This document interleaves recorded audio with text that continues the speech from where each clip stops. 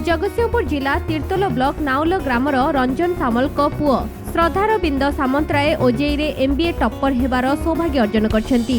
श्रद्धारविंद उत्कल विश्वविद्यालय रे सोशियोलॉजी रे पीजी करथिले। तांकर ही सफलता पाई तांको परिवार तथा स्थानीय अंचल रे आनंदर लहरी खेली जाईछि। क्लास समय देखली आसी जे मोबाइल रे बहुत फोन आछि। मु व्यस्त हो पड़े कहीं एत फोन आछि। मु फोन कला परे जानली जे पुओ टपर है। तेणु बहुत खुशी लगला। मु खाइनी पलि आसी। आउ से जीवन तो बहुत परिश्रम आएस ओएस जे परिश्रम करथिला ता परिश्रम फल से पाई। भगवान का ऊपर भरोसा से तार भविष्य नियंता है। आज बड़ा खुशी कथा जे मो पुओ ओडिशा जेई रे एमबीए टपर है।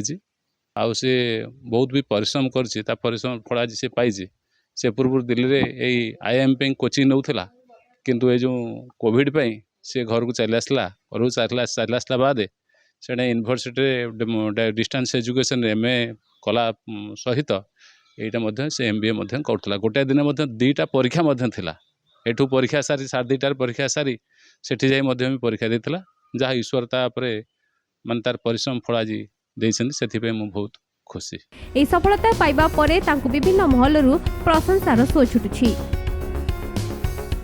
नॉर्मल एमबीए एग्जाम जी पढ़ापढ़ी दरकार मुझे प्रयास करूँ। सेमती किसी फिक्स न थाए कि केते माने एमती किसी फिक्स नथिला। स्टडी आवर किसी नथिला किंतु नॉर्मल जी जिनस कोर्स सिलेबस कंप्लीट करने जी जहाँ दरकार था मुझे पढ़ुली। भविष्य को आशा अच्छी निजे गोटे किसी एंटरप्रेन्योर हाँपाई।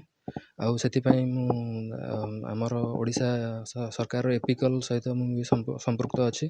थ्रू रे गोटे निजे गोटे एंटरप्रेन्योरशिप गोटे करने चाहूँ।